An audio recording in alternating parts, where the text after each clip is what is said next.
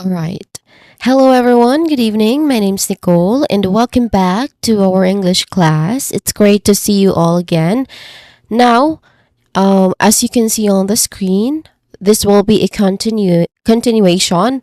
Well, in our first session on pronouncing academic writing phrases for IELTS, we laid the groundwork and tackled two important categories under which first is on phrases that shows expressing opinions and claims. Second is or are those phrases that involves cause and effect. We really dug into how to articulate those phrases clearly and confidently that can make a real difference in your speaking and listening scores. Now, I hope you have found opportunities to review those terms or phrases that we have tackled yesterday and perhaps even started incorporating them to your own practice. Now, before we jump into today's material, I have to clear the air about something from the end of our last class.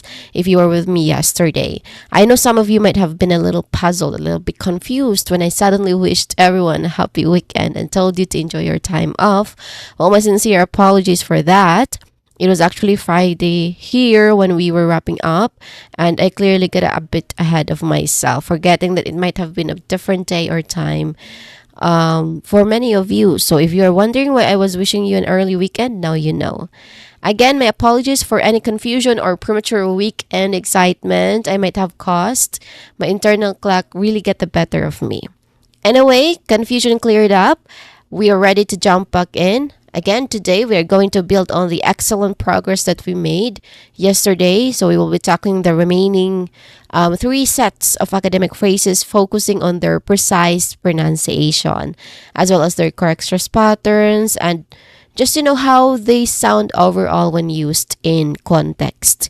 Our goal here, as always, it is to ensure you are not just familiar with these sophisticated phrases on paper, but that you can also deliver them smoothly and accurately when you speak.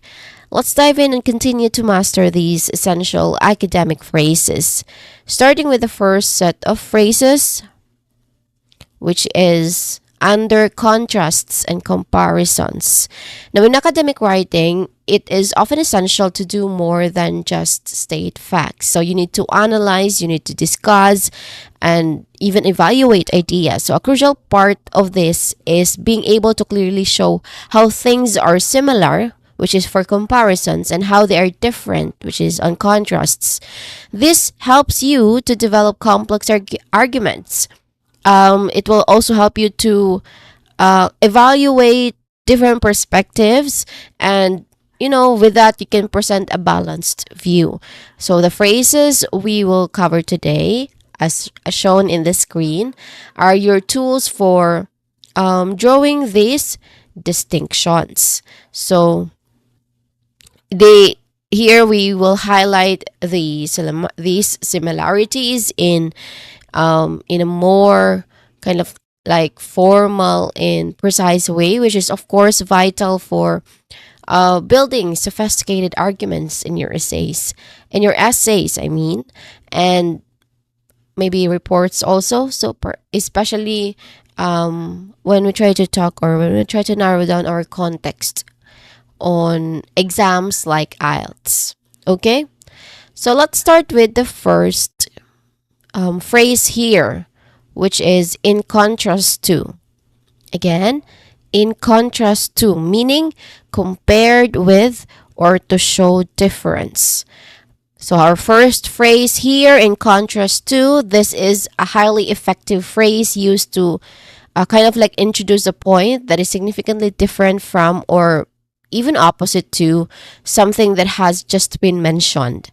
So it sets up a clear opposition, inviting the reader to note the distinction. So, you used it to highlight sharp differences. You make your comparison very explicit. So you can use this particular phrase, in contrast to. Okay? All right. So you try to use this again. You can use this phrase to present a direct opposition, basically, or a strong difference between two ideas, two situations, or even just two entities, I guess.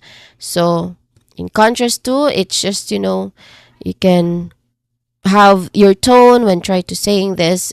As much as possible, it is formal, it is objective, and it may be, or it can be, analytical. Okay, so that's on in contrast to. It clearly signals a comparison meant to highlight differences. All right. Now, when it comes to pronunciation, well, there's only three words in it. Now, just like what I did yesterday for the first two set of phrases, when it comes to pronunciation, I will pretty much focus on the content words. So the content words here are those words that can stand on its own, like contrast or a substance in it. So contrast is an example of content words in this phrase. While the other words, the other remaining words like in and to, we call them function words, where they need to be paired, they need to be added some other words for it to make sense. Okay? So that is the difference between function and content words, if you're familiar with it. Well, maybe I'm gonna show you its IPA transcription. Let me just copy paste it. Okay. All right. Just for you to, be really, just like what I did yesterday, I want the IPA transcription of the phrase to be shown. Because IPA here, it stands for International Phonetic Alphabet. It will serve as a guide in pronunciation. So here, as you can see, we'll focus on contrast here. Contrast has two distinct sounds or two syllables. The first syllable con is the stressed syllable here, and then the second one, trust, it is less stressed, of course, because the first one is already stressed. So con has a short o sound, like in ton, like ton, con, ton. So there's a short vowel sound there.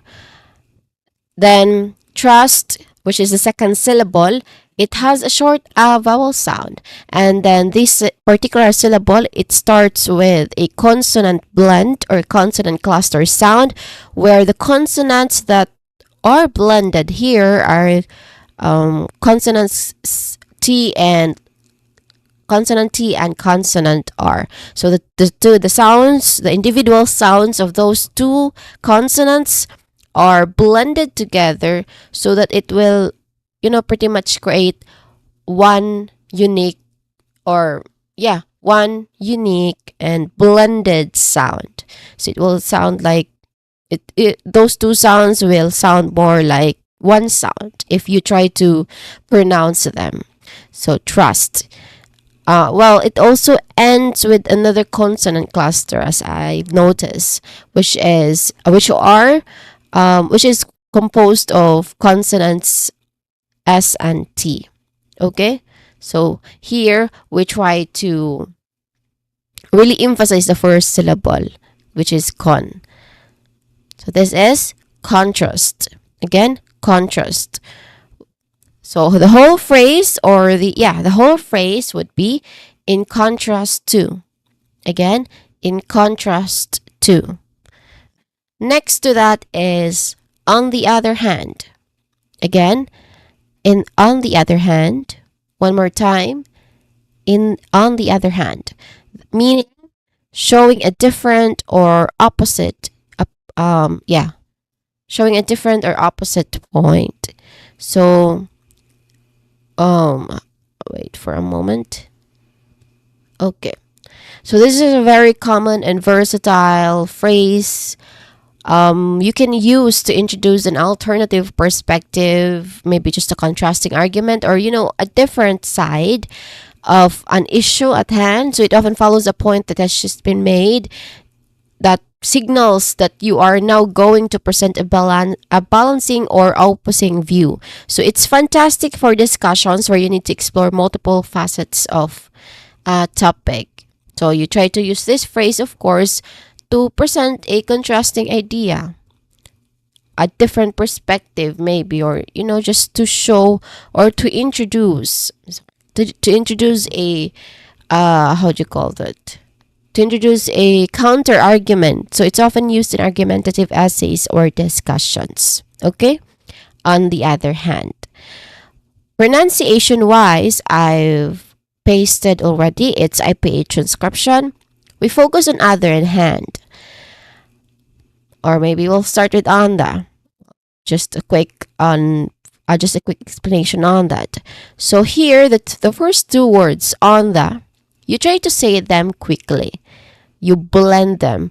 So when we try to blend two or more words, we tend to do that in casual speech, in conversational English, though not totally exclusive to that kind of context, because in academic context, you can also try blending two or more words to sound more natural, and we call that connected speeches or fast speech, but usually connected speeches, where we try to blend two or more words together to sound more natural when we say them. Okay, so here the first two words on the, we try to say them quickly. So you blend them together. We blend them together on the, where on here has a short sound, and it uses a voiced th sound with a relaxed vowel sound at the end. So when it comes to voiced and its counterpart voiceless, I've mentioned this already yesterday and in my previous sessions, but just a quick review how we can identify a sound as voiced or voiceless. A sound is voiced if your throat vibrates. One thing to check about that is just to simply touch your neck. Say the sound. If your throat vibrates, then of course it's voiced. If it does not, then we can conclude it's voiceless. Okay, so since I've mentioned that here it uses a voiced th sound, so let's try to create the sound of a voiced th sound, because there's two versions of th sound. One is voiced and second is voiceless. We're focusing on voiced, so we try to create the sound and check if it's really voiced. Okay. One more time. You can also do it on your own there. Again, one more time. Okay. Okay, it clearly vibrated. So that means it's a voiced th sound. Well, if you are curious, the counterpart of it, which is the voiceless one, we're just gonna try to see how it sounds like.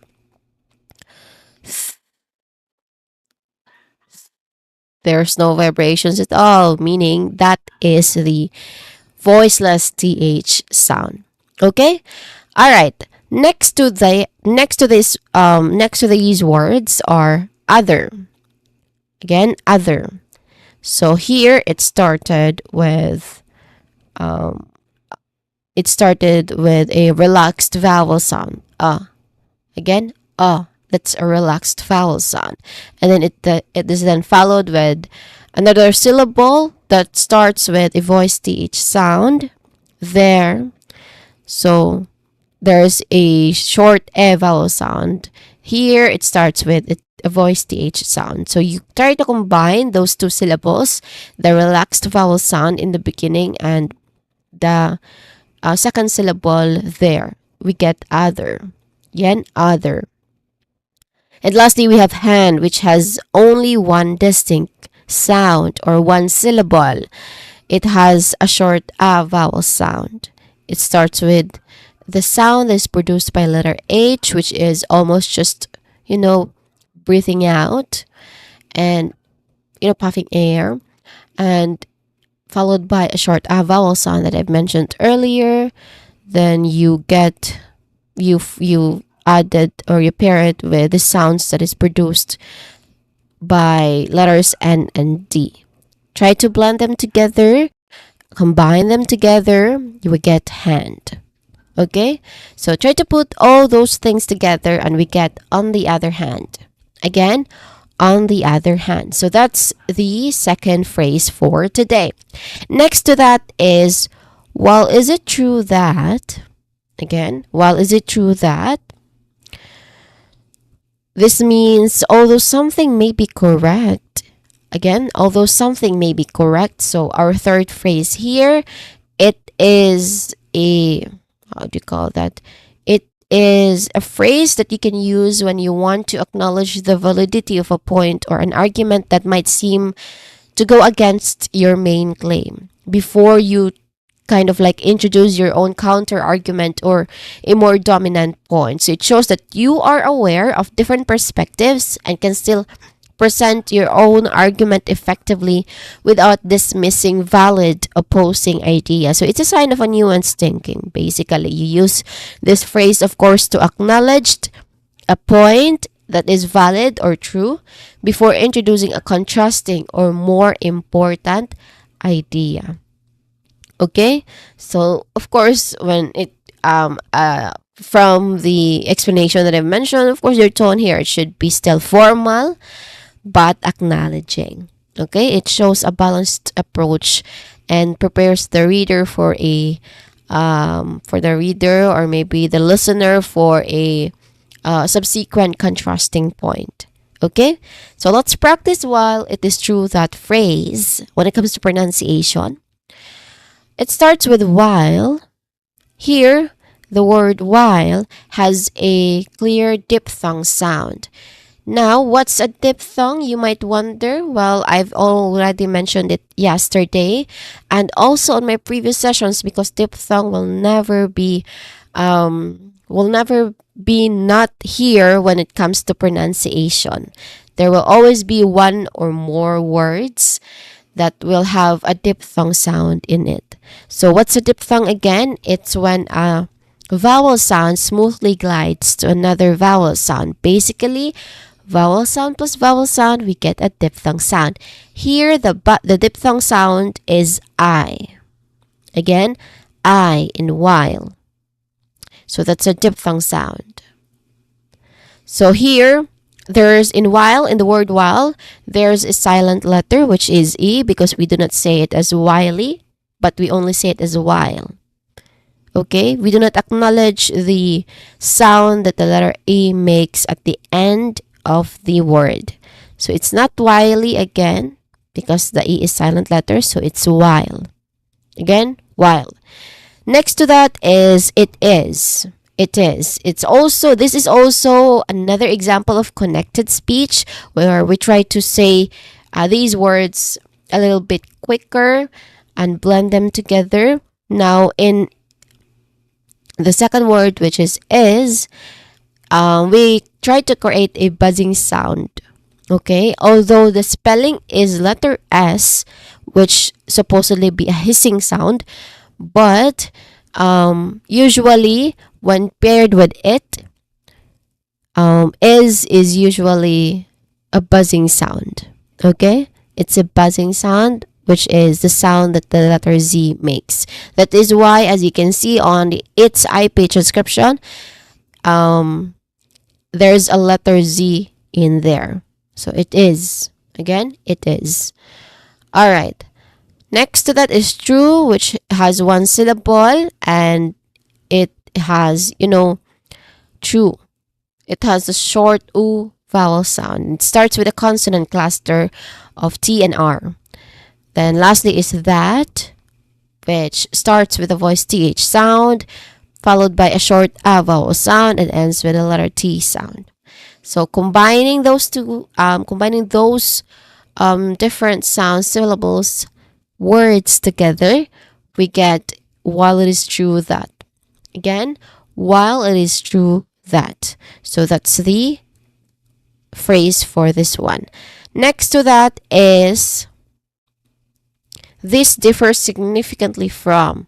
Again, this differs significantly from, meaning very different from. So our fourth phrase here, this is a direct and strong way to highlight a clear and important difference between two or more things. So the word significantly, it emphasizes that difference is not minor but substantial and noteworthy. So you use it when you want to draw a strong contrast between two items or ideas. So you try to emphasize that they are not alike in important ways. So you use this phrase, of course, to highlight a major difference between two subjects, ideas, or maybe just situations. So of course, when we try to highlight the differences, major differences in that, we try to be precise, okay? Because we want to emphasize a clear and important distinction of something, okay? All right. Pronunciation wise, this differs significantly from. Now it starts with this, which has a voice th sound and a short e vowel sounds in the ending with a hissing sound. Then differs, which is which has two syllables, starts with d, which has a short e vowel sound. First, which has still a short vowel sound, but it's e sound, and it ends with a hissing sound still. So differs. Following that is and, which has quite a, not that short, a little bit longer vowel sound, a vowel sound, and significantly. Okay, significantly. Okay, there's no and. I'm sorry for that. Significantly. Well, disregard what I've mentioned earlier. We'll focus on significantly, which has significantly five distinct sounds. So we start with sig, which is the stressed syllable of this word. So it has a short e vowel sound, followed by nif, which also has a short e vowel sound, and then a short e vowel sound in itself for the third syllable. Following this is kent, which is a short vowel sound, still a short vowel sound, and it ends with li, which has a short e vowel sound. So the first three distinct syllables for significantly has a short e vowel sound, then followed by short a vowel sound, and ends with a short e vowel sound. Okay?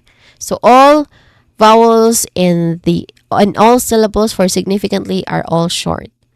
All right. So try to put them together. We get this differs significantly from. Again, this differs significantly from. So that is the fourth phrase. Take note that in differs, we try to do a buzzing sound in the end instead of a hissing sound, because it's the spelling is letter S, but we try to really showcase a buzzing sound here. All right? Okay. So that is for the fourth syllable. Next to that is a notable distinction is that, meaning a clear difference is. So it is used, this kind of phrase or this phrase itself, it is used when you want to point out an important or striking difference between two things. So the word notable here, it implies that the distinction is worthy of attention or easily observed. So it's often, used to draw the reader's focus to a key point of difference that might be crucial for understanding the analysis you are trying to make. So you use this phrase basically to highlight an important or striking difference between two subjects. Okay? All right. When it comes to pronunciation, a notable distinction is that we focus on the content words, notable and distinction, starting with notable, where it has three distinct syllables. No, which is our stressed syllable here, it has a long O sound. Notable. Okay? Next to that is ta with a it has a schwa sound. You're familiar? Did you remember? Do you remember what schwa sound is? It is a weak and stressed vowel sound. In this case, It is a weak, unstressed, relaxed a vowel sound. So the schwa sound, it in all vowels, the schwa sound will always be this symbol, the upside down e. That's the schwa sound, despite what kind of vowel sound it is producing. And in notable, it ends with bol, which has still a schwa sound. Okay, so this is notable.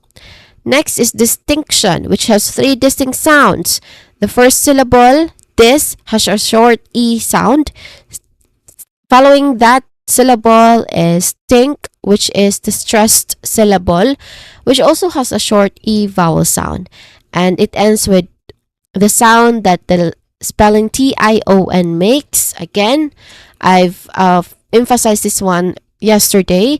If a word has a tion spelling on it, most likely its pronunciation would always be shon. Okay? Shon. tion, shon. Again, shon. So there's a relaxed vowel sound in there. So this is, again, distinction. Second syllable is stressed. Try to say the words, the phrase again. We get a notable distinction is that. Again, a notable distinction is that. Alright, last phrase for the first set of phrases, we get unlike the previous example. Again, unlike the previous example. So this is its IPA transcription, but before that, we tried to identify or to define what this phrase means. It means not the same as earlier case. So to elaborate, it is a concise and direct way to introduce a new point or maybe a new situation or example that contrasts with something you have just discussed. So it immediately signals to the reader that you are kind of like shifting to a different case or illustration that does not share the same characteristics as the one you have just mentioned. So it's particularly useful when using examples to illustrate a contrast. So to put it simply, you use this phrase to introduce an example or case that is different from the one that you have previously mentioned. So it highlights basically still contrast. When it comes to pronunciation, unlike the previous example, we focus on unlike previous and example. So those are content words. We start with unlike, which has two distinct syllables. First syllable is the stressed syllable here. It has a short vowel sound. So like in cup, there's un, and then it's followed by like, where it has a clear diphthong sound. The diphthong sound is I. Like I. So that's unlike. Next is previous, which also has previous. Now there's three distinct sounds here, starting with pre, which has a short e sound as well as it is the stressed syllable. Then v, which has a short e vowel sound, and us. Again, us. There's a schwa sound there, so it's relaxed, it's unstressed, it's a weak vowel sound. It's like but you replace the end with a hissing sound. So us, us. So previous. Again, there's three distinct sounds for this word, previous, but we do not say it as like that. We do not say it as separated as it can be pronounced. We try to blend those three distinct sounds together so that we get previous instead of previous. It's previous, okay? Blend them properly. Next is example. Again, example. It starts with egg, which is the sound that the EX, the first syllable of example, makes. So egg, that's the stressed syllable also. And then zam with a short A vowel sound and a buzzing sound in the beginning. And a nasal sound at the end. The nasal sound is M. And then it ends with pull, which has a quick P and L sound, and in the middle of which is a schwa sound, which is also a quick weak and unstressed vowel sound. So all in all, we get unlike the previous example. Again, unlike the previous example. So these are the first set of phrases, and it is under contrast and comparison. Of course, to check if you are following with me, I'm just giving you a quick, simple practice drill. So it's time to practice what we have discussed so far. This is the third set of phrases. That's why it's number 3.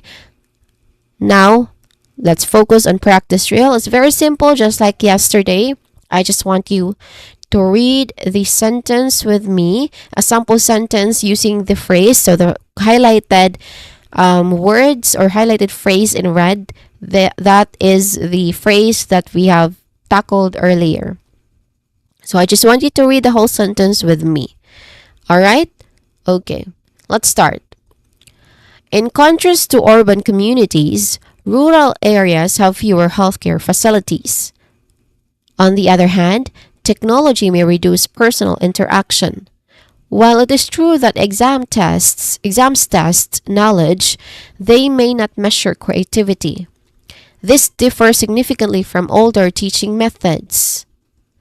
A notable distinction is that this approach is more student-centered. Unlike the previous example, this case shows a successful intervention, and that's the last phrase for the first set of phrases under contrasts and comparison. Let's immediately move on to another set of phrases, which is on structuring and organizing. Now, when we talk about structuring and organizing in academic writing, we are referring to how you arrange your thoughts, your paragraphs and sections to create a logical, coherent, and easy to follow document, maybe.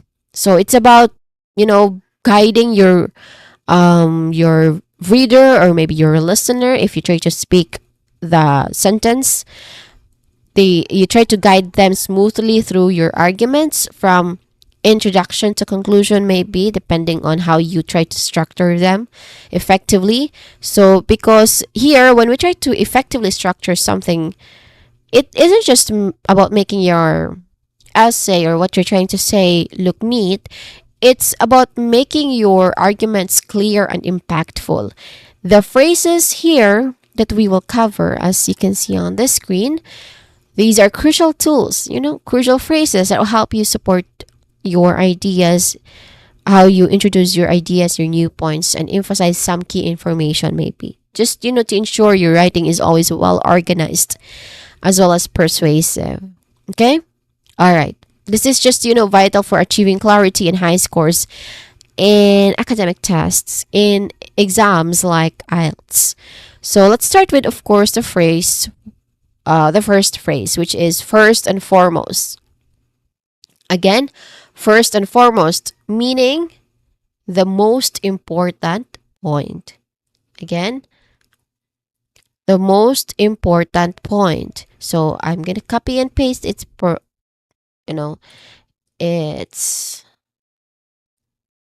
IP transcription. So that's that. Well, before that, of course, before we focus on pronunciation, we need to elaborate what does this phrase mean. Again, this is the most important point. That's the bottom line of this phrase. This is just a powerful introductory phrase used to emphasize the most important or primary point that you want to make. So it signals to the reader that the information that follows is of paramount significance or is the most crucial aspect to consider among several points that you've already mentioned or you will be mentioning. You use it when you are prioritizing your ideas or when presenting a foundational argument. So basically, to put it simply, you use this phrase at the beginning of a sentence or paragraph, usually, to introduce your most significant or primary argument or point. When it comes to pronunciation, first and foremost. So we focus on the content words here are first and foremost. Okay. So first and foremost, we try to break it down, starting with first. Again, first, which has one syllable only.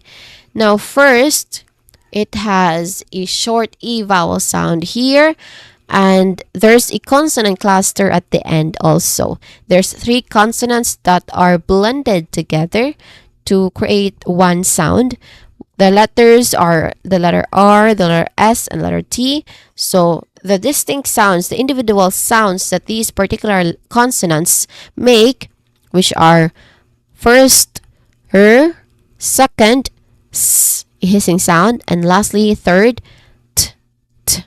So those three distinct sounds for these consonant letters are blended together, are combined together smoothly, so to create one sound, which is rst, rst.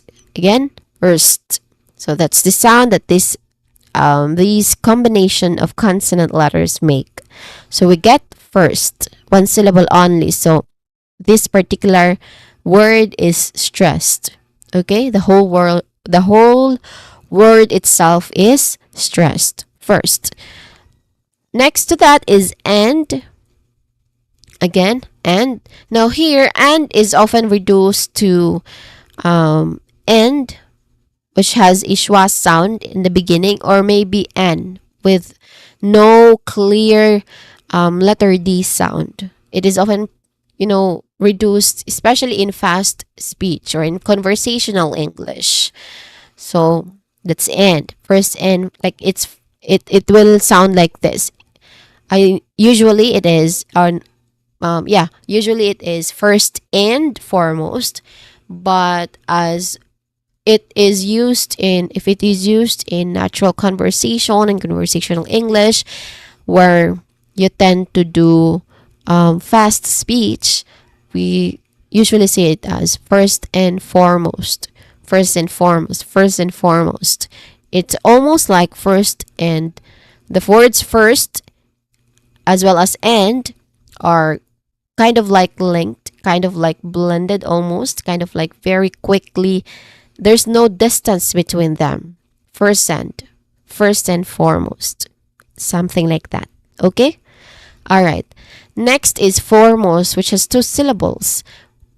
For is the first one, which has a clear for. It has a, not it has, but it is a stressed syllable here. For.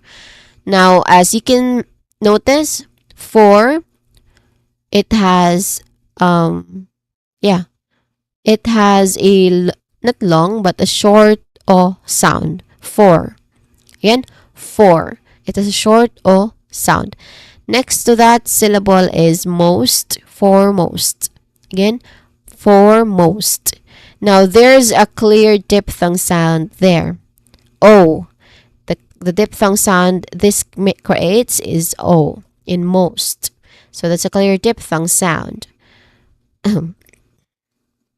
So here, that is most. It ends with a consonant cluster still, which are S and T. So you try to put them together, foremost. As you can see, there's a silent letter in here, which is letter E. In the spelling, there's a letter E, right? After the letter R. So that's a silent letter because, as I've mentioned earlier on the distinct sounds that this particular word make, there is only for and most. So we do not say foremost. It's not the proper pronunciation of this particular word. It's not foremost, but foremost. Again, foremost. So there's a silent letter E. Now the whole phrase is first and foremost. Again, first and foremost. All right. Next is it is worth considering. Again, it is worth considering, meaning it's important to think about. So this phrase, it is used to introduce still a point, an idea or perspective that deserves careful thought, careful attention or investigation. It suggests that while the point might not be the main focus, it holds enough relevance or potential insight that it should not be overlooked. So it invites the reader to pause, to reflect on the upcoming information, the reader or the listener. Okay? You try to use this phrase to highlight a point that merits thoughtful attention or further thought, often before you try to elaborate on it. All right, that's it is worth considering. Pronunciation wise, we're familiar with it is same as I've mentioned earlier. It's quick, it's blended, and there's a buzzing sound at the end. Worth, which has one syllable. So this particular word is stressed on its own. Worth, there's a, how do you call that? A short vowel sound here. Okay? And a consonant cluster at the end. Consonants include R, T, and H sounds. Considering, there's four distinct sounds, starting with con, which has a short O vowel sound. Sid still has a short E vowel sound. And this is the stressed syllable, followed by which has a relaxed vowel sound, and it ends with ing, which is a nasal sound, which has a nasal sound. It starts with a short e vowel sound and followed by a nasal sound of ng. So all in all, it is worth considering. Again, it is worth considering. Next to that is in the context of. Again, in the context of, meaning related to this specific situation. Our third phrase here, it is incredibly useful for narrowing the focus of your discussion or for specifying the particular circumstances or framework within which your point should be understood. So it tells the reader or the listener that what you are about to say is specifically relevant to a certain situation. Certain situation. It helps avoid ambiguity and ensures your arguments are interpreted correctly within their intended scope. So basically, it is just to specify the particular situation, particular framework maybe or background to which your statement applies. That is, it is worth consider. In the context of. I'm sorry. Again, in the context of. When it comes to pronunciation, we focus on the content word here, which is only context. It has only two distinct syllables too, starting with con, which is its stressed syllable. I've mentioned it many times already. When it comes to con, it has a short O vowel sound. And then text, here, it has a short E vowel sound and consonant cluster sound of K, S, and T. Kst, kst, context. Okay? So here, when it comes to the word of, just a, quick note also, it's not of usually, but it's of with a V sound at the not at the beginning, at the end. So of. So it is in the context of. Again, in the context of. Next is with regard to. Again, with regard to. Meaning about or concerning. This is just a very common and versatile formal phrase that means about or concerning. So you use it to introduce a new topic, a specific aspect of a broader discussion maybe, or if you want just to shift your focus to a particular detail. It acts as a polite informal way to indicate what subject you are now addressing. Okay? You use this phrase to introduce a new subject or a specific aspect of a discussion, basically. That is with regard to. When it comes to pronunciation, still we are going to focus on the content word, which is regard. There's two distinct syllables here, starting with re, which has a relaxed sound, I guess. Yeah. It has a relaxed E vowel sound. And then guard, it has, it starts with the letter G sound, which is the g sound.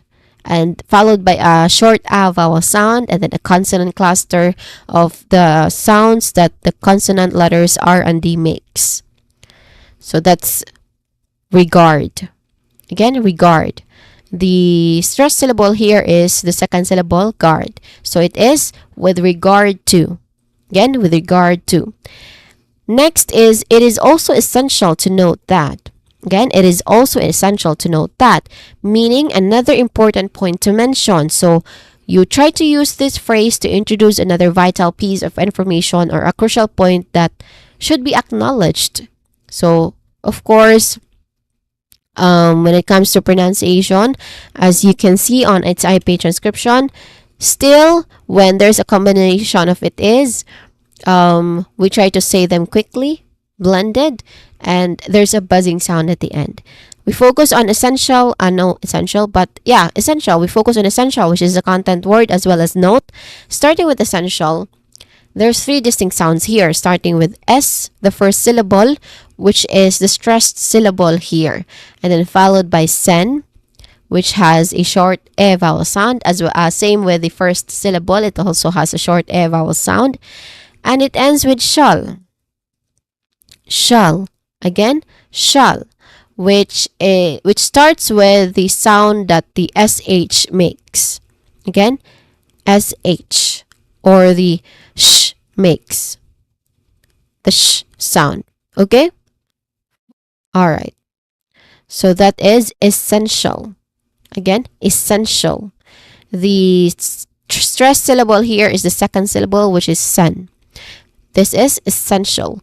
And next is note, which has only one distinct syllable. So the word itself is, how do you call that? The word itself is stressed. Here, note has a clear O diphthong sound. Note. And there's a silent letter also, because we do not say it as note, but note. So the silent letter is letter E. So that is, it is also essential to note that. Lastly, the last phrase here for structuring and organizing is, this brings us to the issue of. Again, this brings us to the issue of. So this means leads to the next topic. That's the meaning of it. You use this phrase to transition smoothly from one point or discussion to a related new topic or problem. That's how you try to use this phrase. Pronunciation wise, this brings us to the. Now it starts with this, which is clearly using a voice th sound and a short e vowel sound and a hissing at the end. And then brings has it has only one distinct sound or one syllable. It starts with a consonant cluster, which are blended together, B and R. Br, it sounds like br, and then followed by a short e vowel sound, and next to that is a nasal sound, which is the ng sound or the sound. Again, sound. That's the sound that the ng sound makes. And it ends with a hissing sound or the letter S sound. Okay? Another content word here is issue. Again, issue. This brings us to the issue of. So here it starts with, there's only two distinct syllables. It starts with ish, which has a short e vowel sound, issue, ish. And then it ends with a long oo sound, issue. Okay?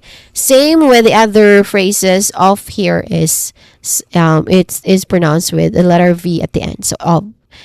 This brings us to the issue of. This brings us to the issue of. Again, this brings us to the issue of. And that's the set of phrases for structuring and organizing. Of course, same as before, we try to practice them. It's very simple, same as before also. Let's just try to read the sentences, sample sentences with the phrase in it. Okay? Let's start. First and foremost, governments must address poverty. It is worth considering the long-term effects of these policies. In the context of globalization, language learning has become essential. With regard to gender equality, more work is needed. It is also essential to note that these findings are still preliminary.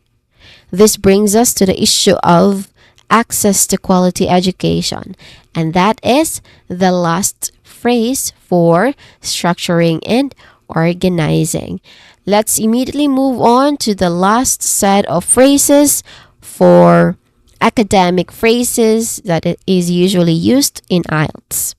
So this is under the topic or the lesson drawing conclusions and making recommendations.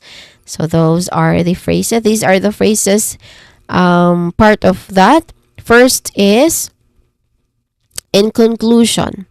Again, in conclusion, meaning to summarize the main point. So this is perhaps the most common and direct phrase used to signal to your listener or reader that you are now reaching the end of your essay or your speech.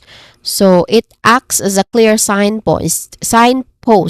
It indicates that you're about to summarize your main arguments, restate your thesis in a new way, and provide a final thought. So it's a formal and expected way to begin your concluding paragraph because it's very common.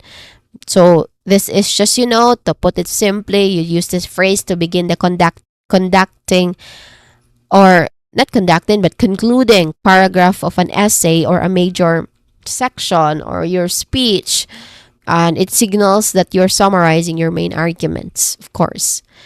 When it comes to pronunciation, let me copy paste its corresponding IPA transcription, that one. Now in conclusion, in has a short E vowel sound, so it's very simple. We focus on conclusion, which has 3 distinct syllables starting with con. We're familiar with that already. I've mentioned it many times, so let's skip that. Clue, the second syllable, which is the stressed syllable here. It starts with a consonant cluster that are blended. Consonants include C and L, but C here, it's pronounced as a K sound, okay? That's C and L. Clue. Basically, it sounds like clue. But there's a vowel sound here, so you try to add that particular vowel sound also, so we get clue. Again, clue. This is a stressed syllable. And then we end with shun, like the sound that T-I-O-N makes. Shun. It is quick. The vowel is unstressed. Conclude. No. Not there. This isn't a voiceless. This is a soft shun, but it's voiced. So jeune. Conclusion. Again, conclusion. Based on its IPA transcription, this one, that's a voiced. That's the symbol for the voiced equivalent of SH sound, which is j. Okay, so done. This is conclusion. So the phrase is in conclusion. Next, it can therefore to be argued that, and not to be. It can therefore be argued that, meaning it is reasonable to say that. So here, our next phrase, you use this to, state a logical conclusion or maybe a strong argument that is supported by the evidence that is previously presented. So it shows you are making a well-supported claim. Okay? Reasonable. So it can therefore be argued that. When it comes to pronunciation, we focus on content words like therefore and argued, starting with therefore, which has therefore. Okay. There's 2 distinct sounds here, starting with there, which is using a voice th sound, and and a short e vowel sound. Okay? So there. This is also the stressed syllable for this word. And then it is then followed by for. Again, for, which we've already mentioned it earlier, right? For, I think, I've already mentioned it. I talked about it. So let's try to really not focus on that. The stressed syllable here in the word therefore is there. And as you can notice, there's a silent letter or maybe silent letters here, but it's the same letter, which is letter E. So there's a silent letter in the middle as well as in the end. So we do not say it as therefore. Okay, therefore, it's not. It's not the proper pronunciation, but this is therefore with silent letters E in the middle and in the middle and in the end. Therefore. Next content word is argued. Again, argued. First syllable is R, which is the stressed syllable. It has a short A vowel sound. And then followed by gued, which has a gued, argued, which has a long U vowel sound. Okay? So this is argued. Again, argued. So all in all, we try to combine them together. We get, it can therefore be argued that. Again, it can therefore be argued that. Next phrase is, this suggests that. Again, this suggests that, meaning this implies. So it is this phrase, you try to use this to present an inference, an implication maybe, or a strong possibility based on the evidence. So you try to do that without stating it as an absolute fact. So this is just very useful when discussing findings that indicate a trend or maybe a strong likelihood but aren't 100% conclusive. Okay? It would be, I know, this suggests that. When it comes to pronunciation, we focus on suggests, which has two distinct syllables, starting with such. Again, such, which has a short A vowel sound. It starts with a hissing sound and ends with the sound of such, such. So it ends with a J sound. Again, J sound. J, J, J, J. So it's a voiced sound, such. And then followed by jests. Same, it starts with a letter J sound or the J sound, and then followed by not a long but a short A vowel sound, and then a consonant cluster and the end. So this is suggests. The stressed syllable is jests, or the second syllable. Okay, so this suggests that. Again, this suggests that. That's the phrase. Next phrase is, it would be beneficial to.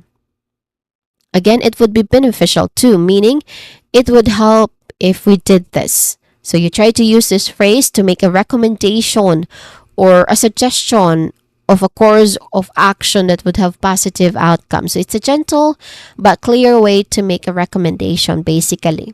Okay? When it comes to pronunciation, it would be, it will be beneficial to. We focus on beneficial, which has four distinct sounds, starting with ben. Ben has a short A vowel sound. Second syllable is a short A vowel sound in itself, and then followed by fe, short E vowel sound, and it ends with shall with an SH sound. So we get beneficial. Fee is the stressed syllable here. So this whole phrase is, it would be beneficial to. Again, it would be beneficial to. Okay. So that is for the fourth phrase. Next to that is, further research is needed to. Again, further research is needed to, meaning more studies are required to understand. Again, more studies are required to understand. So you try to use this phrase to indicate areas where most study or investigation is required to fully understand a topic or to confirm findings. Basically, it's a standard way to contribute to the ongoing academic conversation and propose directions for scholarly work. So something like that. When it comes to pronunciation, we focus on content words, further research are needed. Starting with further, which has two syllables, far being the first syllable and the stressed syllable, which there is a schwa sound, I think, or no. There's a how do you call that? A relaxed vowel sound here, and then followed by there, which starts with a voice TH sound. This is further. Again, further. Research starts with re, the stressed vowels, not vowel, the stressed syllable sound, which has a short and relaxed e vowel sound, followed by search. Again, search, still. It starts with a hissing sound and ends with the sound that ch makes, or ch. Search. It has a long e vowel sound. Research. And lastly, needed. Again, needed. It starts with ni, which has a long e vowel sound and the stressed syllable also in here, and followed by dead, needed. Yeah, dead, which has a relaxed, short e vowel sound. So this is needed. All in all, the phrase is further research is needed too. Again, further research is needed too. Lastly, to sum up the key points, this is the last phrase for today's session and the last phrase for this set of phrases. To sum up the key points, meaning to briefly list the most important ideas. So you try to use this phrase to concisely reiterate the most important arguments or findings that you have presented. So it is less formal than in conclusion, the first phrase in the table. It can be used to summarize a specific argument or section within a larger conclusion. Okay? Now, when it comes to pronunciation, as you can see, we focus on 3 content words here: some, key, and points, which all have, by the way, one distinct syllable only. So all these words are stressed on its own, as it is.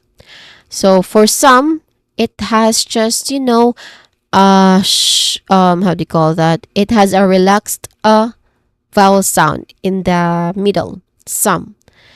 Then followed by key, which has a short e vowel sound. And then lastly, points, which has a clear oi diphthong sound. So the diphthong sound here is oi. And then consonant clusters at the end. So all in all, this is to sum up the key points. Again, to sum up the key points. Alright, so that is the last phrase. And of course, we do not want to end this without, of course, having its set of practice drill. So let's try to practice this before we wrap up our discussion. Same pattern, same process. I just want you to read the whole sentence with its, with the phrase in it. Okay, let's start. In conclusion, stricter safety rules must be implemented. It can therefore be argued that education reform is necessary. This suggests that early intervention improves student outcomes. It would be beneficial to provide more training for new teachers. Further research is needed to explore long-term effects. To sum up the key points, collaboration, planning, and funding are crucial. And that's it, everyone. That's the end for our academic writing phrases for IELTS. Excellent work, everyone. So we just explored different set of phrases, for academic writing. So that brings us to the end of our second session on pronouncing academic writing phrases for IELTS. Today, we successfully tackled the remaining 3 sets of phrases, expanding your repertoire beyond just knowing the words to confidently saying them. We focused on the trickier pronunciations, the subtle stress points, and how to make these complex phrases flow naturally in your spoken English. Remember, everyone, mastering the articulation of these terms is not just about sounding good, of course. It's given, but it's not that the only thing. It's about conveying your ideas here with clarity and confidence, which is absolutely vital for your IELTS speaking and listening, and not speaking and writing, and even your overall